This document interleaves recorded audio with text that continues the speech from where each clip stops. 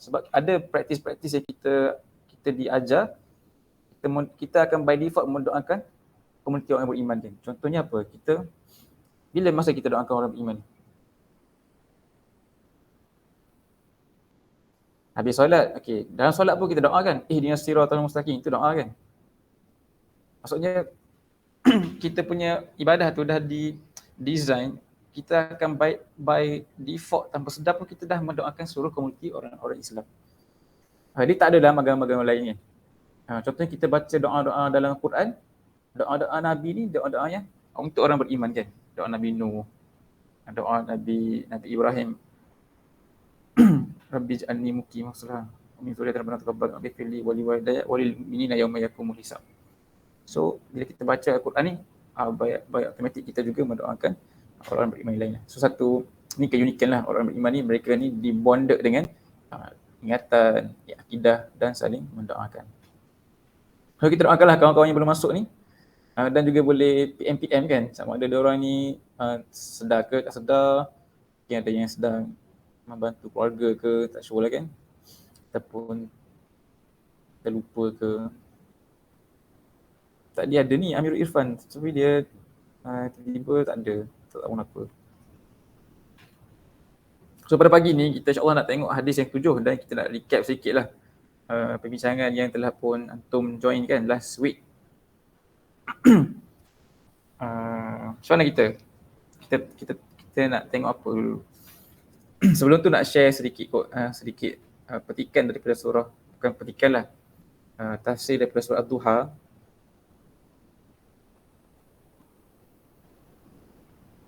Tak keluar lah.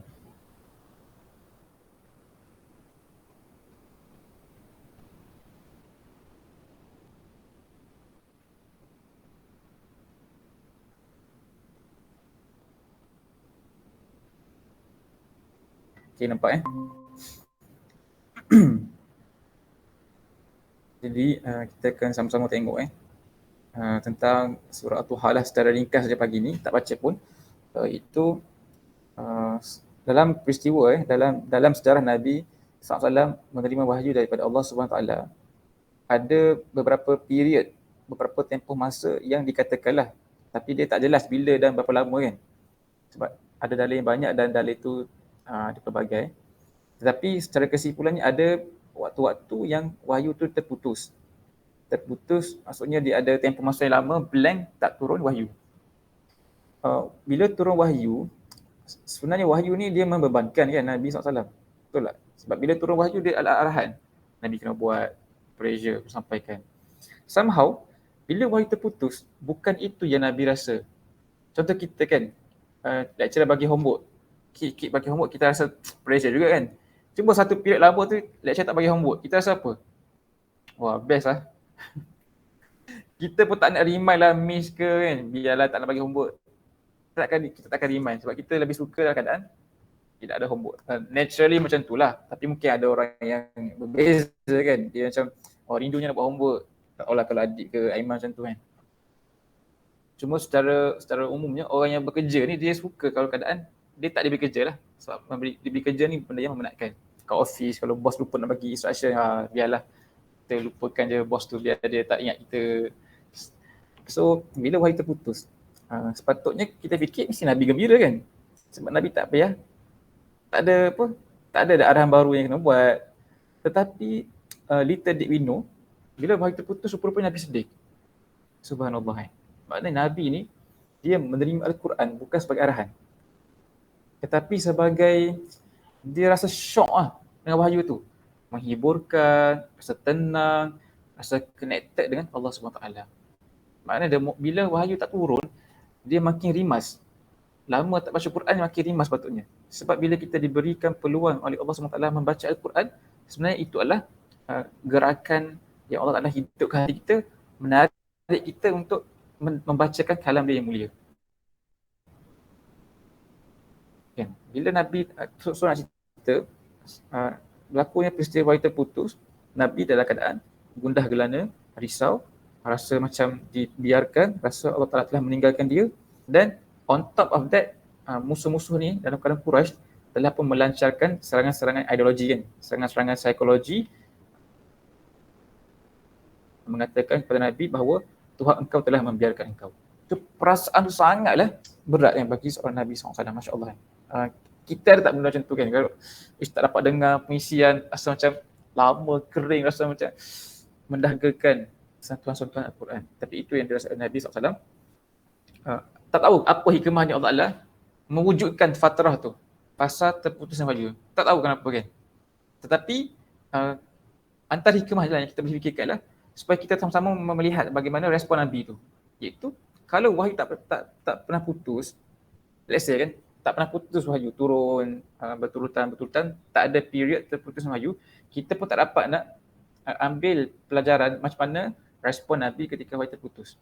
So mungkin antara hikmah bila Allah putuskan wahyu tu, Allah nak kita belajar daripada bagaimana Nabi SAW ni dia menanggapi ataupun dia interact dengan situasi putusnya wahyu itu pasal sedih. Supaya kita boleh reflect diri kita kan. Bila kita terputus dengan Al-Quran, terputus dengan sumber-sumber yang boleh memberikan kita membangkitkan spiritual kita, ada tak perasaan sedih dalam diri kita? Ataupun kita rasa makin lama makin best, tak ada kuliah lah, lama dah tak dengar kuliah kan sebab tak ada kuliah dekat JMI, PKP, apa perasaan kita kan? Terputus daripada bekal-bekal rohani ni. So kita belajar Nabi ni dia rasa risau. Maka Allah Ta'ala menurunkan surah Duha ni kan. Kita akan tengok sedikit, sangat menarik lah dalam kupasan Syed Qutb ni dan tafsir dia. Dia menceritakan tentang perasaan Nabi ni. Dia kata kat sini, baca sama-sama. Keputusan wahyu menimbulkan kesengsaraan jiwa kepada Rasulullah SAW. Dia kata berbagai riwayat telah memberikan bahawa penurunan wahyu telah terputus ketika kepada Rasulullah SAW malaikat Jibril telah terlambat membawa wahyu Allah kepadanya, kerana itu kaum musyrikin melancarkan kempen bahawa Muhammad telah ditinggalkan Tuhannya. Lalu Allah Ta'ala menurunkan surah Duha ini, fungsinya apa? Untuk menenangkan Nabi SAW. Jadi kata, penerimaan wahyu, pertemuan dengan Jibril dan berhubungan dengan Allah Ta'ala merupakan bekalan-bekalan kepada Rasulullah SAW dalam mengharungi jalan dakwah sukar. Merupakan air minum di panas yang terik dalam menghadapi keingkaran dan merupakan angin sepoi bahasa dalam cuaca panas menghadapi pendustaan kaum musyrikin. Dengan wahyu inilah Rasulullah SAW dapat hidup dalam panas terik yang membakar yang dialami beliau ketika menghadapi manusia-manusia yang liar, penderhaka dan degil, dan ketika menghadapi tipu daya, gangguan dan penindasan yang ditimpakan ke atas dakwah keimanan dan hidayah oleh pelampau-pelampau kemusyrikin.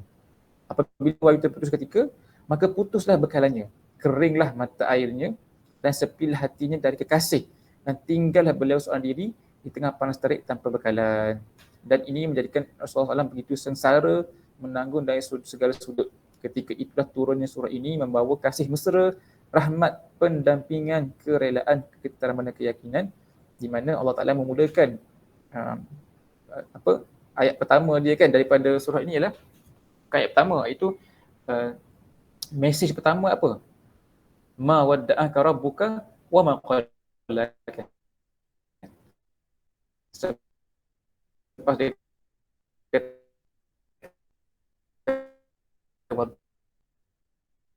duha wal laili message yang Allah daripada Rasul, ma wadda'aka rabbuka wa ma qalaka. Tengok dekat ke? Sekat lagi. Sekarang okey dengar? Tak ada sekat. Jadi the first message yang Allah turunkan halalkan kepada Nabi apa? Ma wadda'aka rabbuka wa ma qala. Masya-Allah kan. Yang bermaksud wada'aka ni tinggalkanlah. Kita pernah dengarkan haji wada', haji widah ni haji selamat tinggalkan. Jadi Allah menafikanlah perasaan-perasaan yang timbul dalam jiwa Nabi yang merasakan Allah telah meninggalkan dia. Bahkan tidak kan. Allah terus menegur Nabi. So habis, kita tak cerita detail surah ni, tapi nak cerita bagaimana Nabi SAW ni bersikap dengan peristiwa ini kan. Yang perasaan ni lah kita nak wujudkan. Perasaan rindu dengan wahyu, perasaan suka baca Al-Quran, berdampingan dengan sumber-sumber yang boleh membangkitkan kerohanian kita. Bila kita tak ada dengar tazkirah, tak dengar nasihat, kita rasa kering, kita rasa tak selamat, kita rasa something is wrong lah. Kita rasa kita ni sedang diabaikan oleh Allah SWT kan. Tapi susah nak tumbuhkan perasaan ni kan. Sukarlah. So hopefully lah Allah Ta'ala memberikan kita jiwa-jiwa yang sensitif lah, yang rasa sentiasa look forward untuk mengkaji, mendengar, mengupas mendapatkan benefit-benefit daripada Al-Quran. Seperti mana Nabi rasa sangat sengsara ketika wahyu terputus. Sampai Allah Ta'ala turunkan Ad-Duha ini sebagai motivasi kepada Nabi SAW. Dan dia bukan terhad kepada Nabi saja kan. Sepatutnya semua orang boleh mengambil manfaat surah ini. Sebab dia terbuka lah. So, maklum tu kot sedikit kan. Kita ambil mesej Al-Quran untuk kita bawa pada pagi ini. Sebelum kita sambunglah discussion kita insyaAllah. Ahlan wa sahlan Akrami. Macam mana kawan-kawan lain? Tak ada lagi Fahim ke, Mirul Irfan, Najmi. Kalau macam Ammar tu dia dah bagi tahu lah dia kerja pagi ni. Okay, tak apalah.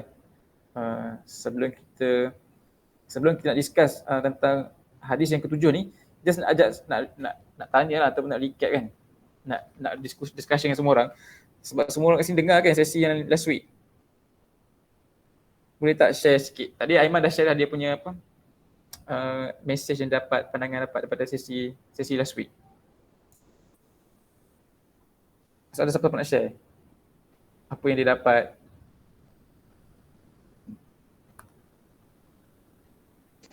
Yang hati tu ke? Tak ingatlah pula. Betul-betul.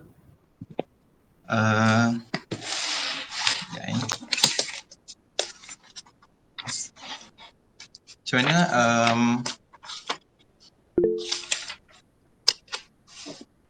Kita jangan duduk dekat area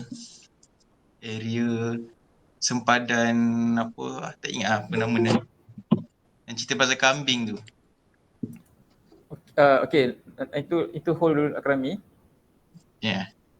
Yang tu adalah sesi 2 minggu lepas. Ni abang nak kita nak share dulu sesi last week tu adalah sesi ni. Yang apa? Yang sesi daurah tu. Oh, yang mana? Yang sejarah usrah tu. Jadi Ammar boleh join ya, Ammar? Bukan kerja ke ni? Ni dengar-dengar sampai goreng ayam. Ramai tuan. Yang Akrami dan yang lain join pada sesi hari apa Sabtu lepas. Yang waktu tu abang tak join sangat. So just nak tengok mungkin ada siapa nak share. Okay, Akrami boleh share dulu. Akrami macam join full kan? Yang usrah tu ke? Pasal betul. mana usrah? Tak apa nak ingat. Jadi cerita overall lah. Yang saya ingat lah, yang saya dapat tangkap waktu tu yang menarik lah, yang menarik perhatian, yang apa ada aktiviti secara mendarat tu, yang saya macam, seronoknya kan. Macam ada pergi, apa nama dia, tak ingat, saya ada tulis tapi tak jumpa tak. Kan, aktiviti tu lah kan untuk mengenali antara usrah.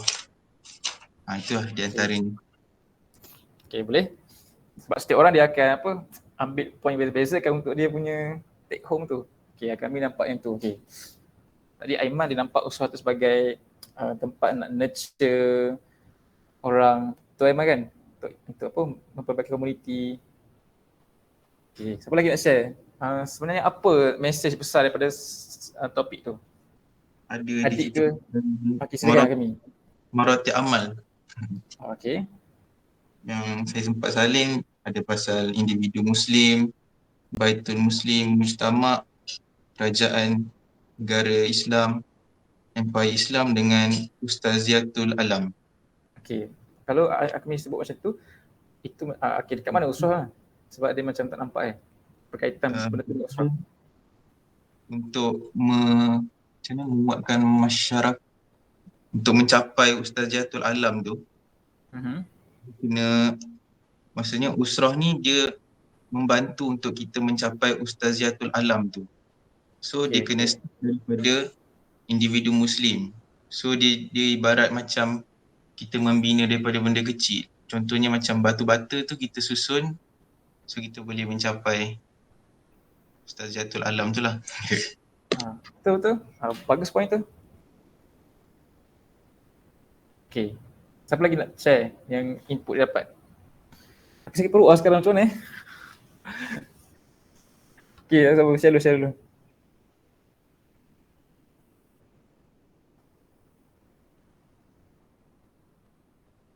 Okey, sejarah.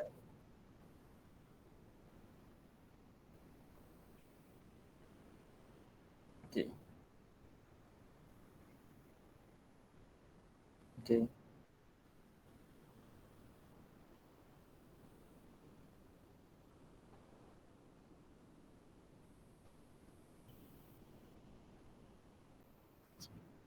Okey, okey, okey. So apa motif Usrah tu buat based on sejarah tu?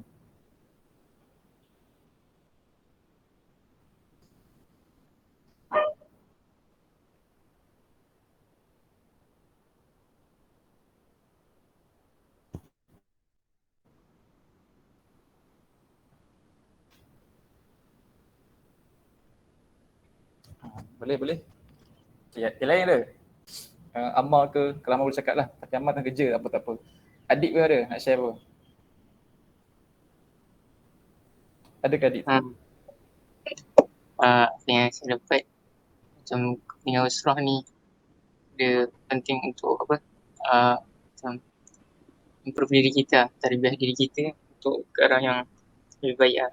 Lagi golongan muda ni, sebab golongan muda ni yang mudah dibentuk. Macam kalau kita nak cari golongan yang dewasa, diorang dah sibuk bekerja. Jadinya uh, apa fasa yang terbaik untuk membentuk pribadi seorang tu tak lain tak bukan di fasa remaja lah. Sebab kalau macam budak-budak pun terlalu budak kan. So di zaman universiti ni lah tempat kita nak cari. Macam yang abang yang present masa tu, dia kata dekat time tu dia dekat ni dekat Turki ke Mesir, tak ingat kat mana. Mesir kot. Mesir Mesir atau India lah dia. Sini kan diorang diuji kan, macam orang-orang kat sana diorang macam bias dengan usrah, so diorang tempat situ tukar nama pada usrah tu pada Quranic Circle macam tu lah, untuk stay dalam suasana. Okay, baik-baik. Okay kot. Najmi ada ke last week? Nanti tanya Najmi tak mungkin, tak pasti ada ke tak Tapi tak apa. Tapi aku rasa sesi tu sangat penting sebenarnya sebab dia antara topik yang penting lah kan, yang kita kena tahu supaya kita tahu kita ni sedang buat apa. Betul lah semua yang share tu ada point dia kan. Tapi in the first place kenapa kita tengok sejarah dia? Sebab dia adalah sistem yang popular sekarang. Bukan sistem, nama tu popular kan.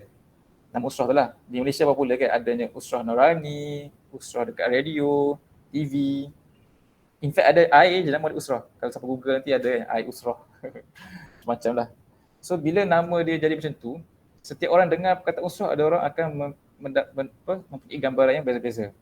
Kalau kita ada pengalaman usrah di sekolah, so bila orang kata usrah tu apa, kita pun nampak lah, oh usrah lah macam mana kita alami kat sekolah kan. Cikgu ajak kumpul orang ramai tu best, lepas tu duduk kat surau, cikgu bagi tazkirah. Okay, itulah usrah sekolah. So kita pun ada gambaran itu usrah. Tapi disebabkan macam ni, disebabkan orang dah guna nama usrah tu dan buat melaksanakan dia dalam pelbagai cara, pelbagai bentuk, dia punya originality hilang. Faham ke? Dia punya apa? Originality tu apa? Keaslian dia tu dah hilang lah sebab masing-masing guna nama tu tapi implement cara sendiri. Dekat TV ke, dekat radio ke, tapi pakai nama tu. So sejarah usrah ni nak tengok bukan nama tapi nak apa konten dia yang asal kan. Apa yang sebenarnya yang inspired founder dia tu adakan sistem usrah tu. So sejarah tu penting kita study, kita tengok sebab sejarah lahirnya dia, sejarah tempat tinggal dia tu mempengaruhi cara fikir founder tu, iaitu Imam Al-Banna kan. Kenapa dia adakan sistem tu? Apa yang dia buat? Sebab apa yang dia buat, apa yang berlaku sekeliling dia, apa yang berlaku kat Islam zaman tu mempengaruhi tindakan-tindakan dia. Jadi ada satu benda besar berlaku dekat zaman dia tu kan. Apa benda? Ada cerita kan benda tu?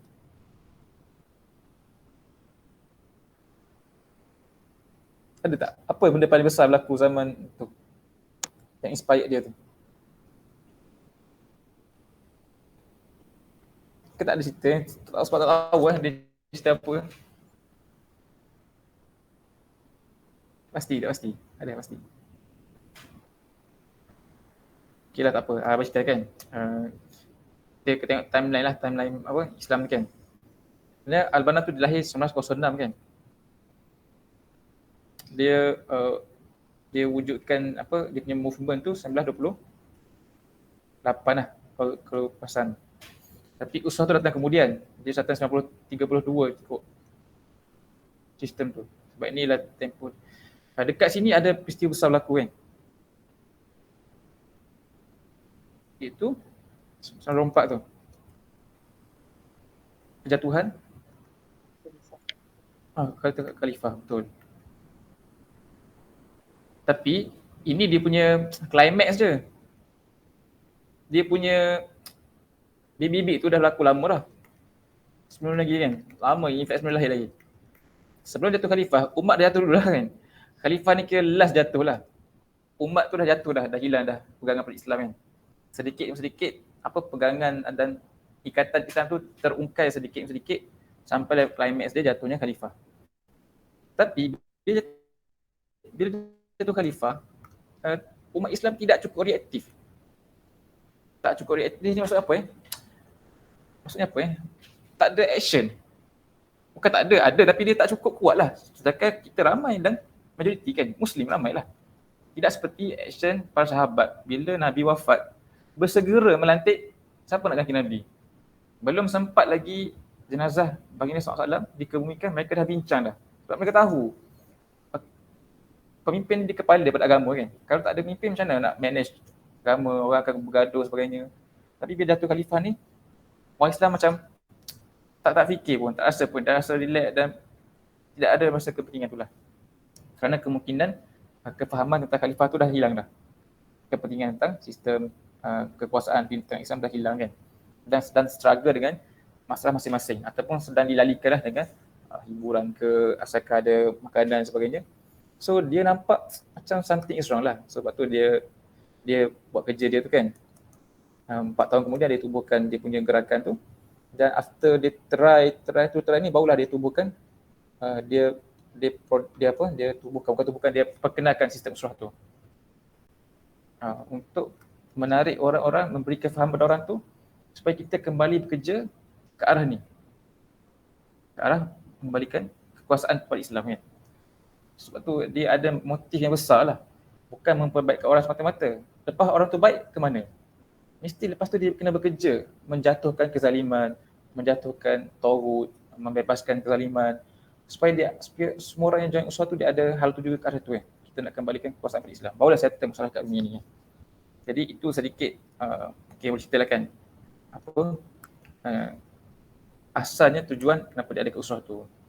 So lepas dia try ada sistem usrah tu. Yang mana sistem usrah tu dia tak ada dekat zaman Nabi, nama dia tu, terminologi tu. Tapi progress, substance tu ada kan. Sebab bila kita kaji sirah Nabi, adanya pertemuan, adanya ada orang yang datang baca Quran dekat rumah sahabat Nabi, pertemuan di rumah Al-Arqam bin Al-Arqam. Adanya circle yang kecil-kecil tu berlaku zaman Nabi. Ada tilawah atas qiraat taklim, betul, ada. Tapi dia tak nama usrah. So nama tak penting sebenarnya. Macam tauhid kan. Dalam hadis, dalam Al-Quran tidak ada perkataan tauhid. Tapi konsep tu ada. Dan para ulama datang kemudian menamakan konsep tu sebagai tauhid. Sama jugalah, benda tu ada tapi tak ada nama tu. Semua dia perkenalkan nama tu. Okeylah nama tu apa, sebab tu kita nak namakan dia study circle ke, family circle ke, smart group ke kan, handsome group ke. Kita pulanglah nak nama apa. Yang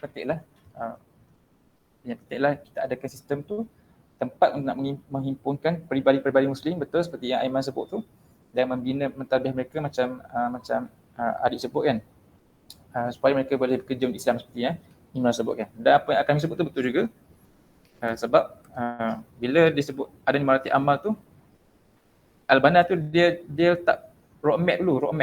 Macam mana kita nak kembalikan pada kekuatan Islam tu, dia adakan roadmap dia. Iaitu dia macam ni kan. Ada step pertama individu Muslim lah. Kita bina dulu peribadi dulu. Kemudian sedikit-sedikit dia akan, bila peribadi tu ada, dia akan sedikit-sedikit mengislah masyarakat kan. Baitul Muslim dulu kan, keluarga. Kemudian akan mengislah masyarakat. Ini dia punya roadmap dia, kerangka dia nak kembalikan pada Islam tu kan. Which sangat genius lah, sebab ramai orang nak buat baik ni tapi tak ada structure yang jelas lah. Ramai orang nampak sampai sini je kan. Selalunya influencer ke, orang dakwah dekat YouTube ke, nampak kat sini je lah. Dia tak nampaklah plan jauh tu. Tapi ini antara hikmah yang Allah berikan pada dia tu, dia nampak benda tu, semua sebenarnya ada dalam sirah pun. Cuma siapa nak kaji dan bentangkan just layout ni kan. Sampailah seterusnya lah, seperti akan disebutkan Usratul Alam. Tapi semua step-step ni, dia tak ada kalau tak ada ni kan. Ni kira paling apa? Paling penting lah bawah tu. Itu pembinaan individu tu. Bila nak bina individu ni, macam caranya? Sebab tu datang usrah. Yang kami share tu dia ada banyak lagi lah yang Dr. Harris share kan. Ada usrah, adanya daurah, adanya mukhayyam tu lah. Adanya nadwah ke, muktamar ke. Itu semua adalah cara nak mentarbiyah individu ni. Tapi out of cara-cara semua ni, 7 lah cara-cara yang besar tu. Yang paling penting lah yang ni kan. Sebab dia tempat kita taklim, tazkiyah, menyemak sesama kita, menasihati sesama kita. Kalau kita ada benda ni, kita boleh praktik Islam tu dalam konteks dulu. Contohnya kita belajar apa ni hadis 7 kan. Hadis 7 kita nak akan discuss lepas ni tentang nasihat. Yang mana dia tak berlaku sekarang dalam komuniti orang Islam. Tapi kalau kita ada sistem macam ni, kita boleh apply benda tu. Sebab terasalah kita tengok macam ni nanti tengok. So ini nak recaplah sikit kan supaya kita ni ada apa, at the same par lah memahami topik tu kan. Banyak lagi lah sebenarnya cara, banyak lagi. Sangat komprehensif. Okay. Sebab pelik, orang boleh berfikir dengan sangat kompleks untuk melahirkan seorang doktor. Kan? Engineer. Tak, orang boleh buat apa? Silibus doktor kan daripada SPM, A-level, lepas tu ada 3 tahun teori kelas dan 2 tahun clinical kelas. Lepas tu apa lagi doktor? Habis grad kan? 2 tahun housemanship, jadi MO. Lepas habis MO jadi specialist. Lepas jadi consultant. Dia ada roadmap yang jelas. Tapi sama juga engineer. Kita ada roadmap yang jelas kan daripada ni baru roadmap. Lepas tu dia ada konten-konten dia pula kan. Roadmap ni tahu roadmap ni apa boleh faham ke? Boleh kan? Maknanya dia ada peta yang jelas lah nak lahirkan seorang doktor. Okay, ni baru roadmap. Dalam setiap ni ada pula dia punya bahan-bahan dia yang syllabus dia kan. Okay, belajar ni anatomi, body, bla bla bla. Yang ni clinical belajar macam ni, macam ni. Housemanship belajar ni pula rotation dekat department, mula dengan ONG, pergi kat medical school, pergi kat emergency ophthalmology. Okay, tahu ni sebab ini isteri abang lalu benda ni kan, dia doktor kan. So dekat MO pula kena ada paper 1, paper 2, paper 3, lepas tu ada pro exam. Sampai dah complete sangat, orang boleh fikir lahirlah doktor kan. Okay, bagus. Sama juga engineer, dia dah ada flow yang sangat cantik, kita lalu je semua tu. Okay, siapa fail lah. Tapi at the end dia jadi apa? Engineer, insinyur. Tapi kenapa tak ada satu roadmap yang jelas juga kan untuk lahirkan peribadi Muslim tu yang dia boleh bekerja untuk Islam. Yang structure tak ada kan. Sebab kita rasa kita lahir Islam cukup dah.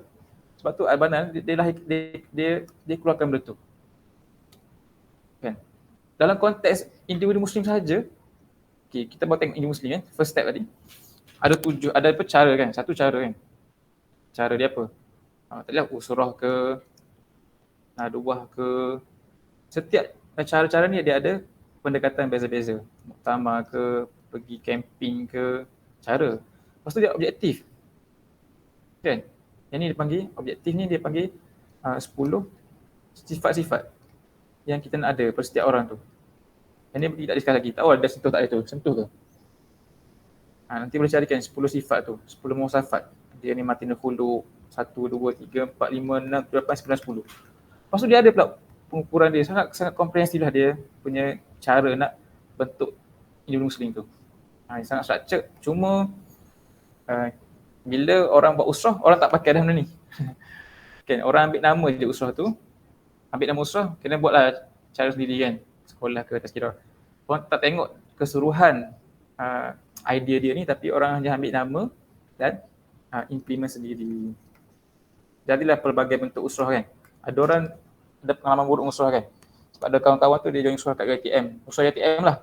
Bincang tentang kahwin, bincang benda yang macam tapi usrah dia pun pelik lah sebab dia mendapat pengalaman yang tak betul kan. So bila benda tu berlaku, dia ada bad experience dan dia rasa macam tak ada function lah benda ni kan. Sebenarnya kita ni ambil nama je tapi the whole plan tu tak ambil lah. Tapi Imak Sabanan dia telah layout dengan sangat cantik lah. Cuma dia makan masa lah, kita kena study dan kita nak apply. Kita ni sedang cuba apply mungkin baru 3% baru kita apply apa yang dia share tu. Sebab dia it's a long journey kan. Sebab nak bina orang ni adalah ongoing process lah, insyaAllah kan. Itu kot nak bagi nampak secara besar, secara usrah tu ada motif dia, dan kita sekarang ni usrah tu adalah cara untuk bina individu Muslim tu, untuk mentadbir mereka kan. Dan mesti ada objektif kan nak tadbir tu. Itu mungkin kita belum discuss lagi kan. Apa kriteria yang kita kata dia tu telah capai standard individu Muslim tu. Itu kita belum discuss lagi lah, insyaAllah nanti kalau masa kita akan discuss. Wallahu alam. Boleh agak kita recap sikit lah, insyaAllah. Abang macam nak pergi toilet sekejap lah. So boleh ke? Boleh ke apa Sekejap Boleh lah borak-borak ke apa.